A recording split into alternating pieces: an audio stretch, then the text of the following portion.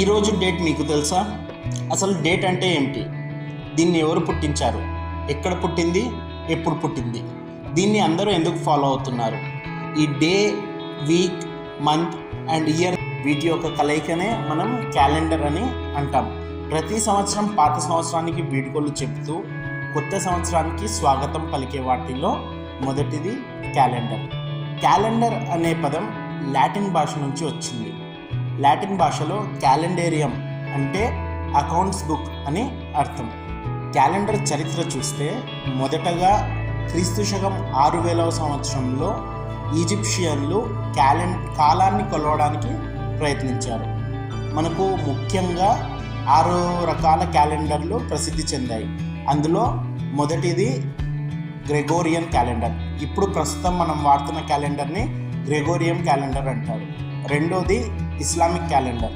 Islamic calendar మన చంద్రుడి గమనాన్ని బట్టి ఉంటుంది. మూడవది ఇండియన్, నాలుగవది చైనీస్. ఈ రెండు మనకు సూర్యుడి మరియు చంద్రుడి గమనాన్ని బట్టి ఉంటాయి. ఈ రెండు దాదాపు ఒకేలా ఉంటాయి. ఐదవది జూయిష్ క్యాలెండర్. జ్యూస్ ఇప్పటికీ దాదాపు ఆ క్యాలెండర్నే ఫాలో అవుతూ వస్తున్నారు. ఆరవది జూలియన్ క్యాలెండర్. జూలియన్ అనే వ్యక్తి తయారు చేసిన దాన్ని జూలియన్ క్యాలెండర్గా పరిగణిస్తున్నాం. ఇలా కాలాంతరం చెందుతూ రోమ్లో సంవత్సరానికి 300 రోజులతో 10 నెలలు ఉండే ఒక క్యాలెండర్ని తయారు చేశారు. ఇందులో మార్చ్ నుంచి డిసెంబర్ వరకు మాత్రమే నెలలు ఉండేటివి.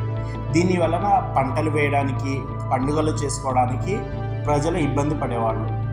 ఆ తర్వాత కాలక్రమేణా జనవరి మరియు ఫిబ్రవరి అనే 2 నెలలను చేర్చి 365 రోజులకు గల క్యాలెండర్ని తయారు చేశారు. కానీ నిజానికి చూసుకుంటే మన భూమి సూర్యుడి చుట్టూ ఒక సంవత్సరానికి తిరగడానికి పట్టే సమయం 365 రోజుల 5 గంటల 48 నిమిషాల 45.25 సెకండ్లు. సో ఇలా ఉన్నప్పుడు మనం ప్రతి సంవత్సరానికి కొద్దిగా టైం అనేది మనకు మిగులుతూ వచ్చేది.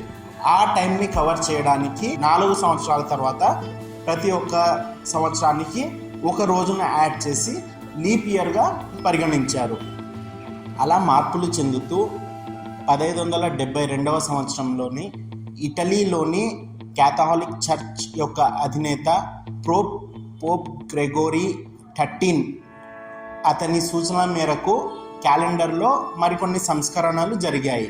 అలా జరిగిన క్యాలెండర్నే ఇప్పుడు మనం చివరిగా ప్రస్తుతం వాడుతున్న క్యాలెండర్ గ్రెగోరీ క్యాలెండర్. ఈ Gregorian calendar solar based calendar. ఈ క్యాలెండర్ని 10 సంవత్సరముల తర్వాత 1582లో దాదాపు అన్ని దేశాలు స్వీకరించి అంగీకరించాయి. కానీ కొన్ని దేశాలు మాత్రము ఇప్పటికీ వాళ్ళకు సంబంధించిన వేరే రకపు క్యాలెండర్లు, మనం ఇందాక మాట్లాడుకున్న క్యాలెండర్లు ఏవైతే ఉన్నాయో వాటినే అనుసరిస్తూ వస్తున్నాయి. ఎన్నో పండుగలు, ఎన్నో ముఖ్యమైన రోజులు ఉన్న క్యాలెండర్లో క్యాలెండర్ డే అనేది లేకపోవడం విచిత్రం. ప్రస్తుతం మనం వాడే క్యాలెండర్లో ఉన్న 12 నెలల పేర్లు ఎలా వచ్చాయో ఒకసారి చూద్దాం. జనవరి రోమన్ దేవుడైన జానస్ నుండి వచ్చింది. ఫిబ్రవరి ఫెబ్రా అనే పండుగ నుంచి వచ్చింది. మార్స్ అనే రోమన్ దేవుడి నుండి వచ్చింది. ఏప్రిలిస్ అనే రోమన్ దేవుడి పేరు నుండి వచ్చింది. దీని అర్థం వికసించడం అని. మాయస్ అనే రోమన్ దేవుడి నుండి వచ్చింది. జూన్ అనే పేరు జూనో అనే రోమన్ దేవుడి నుంచి వచ్చింది.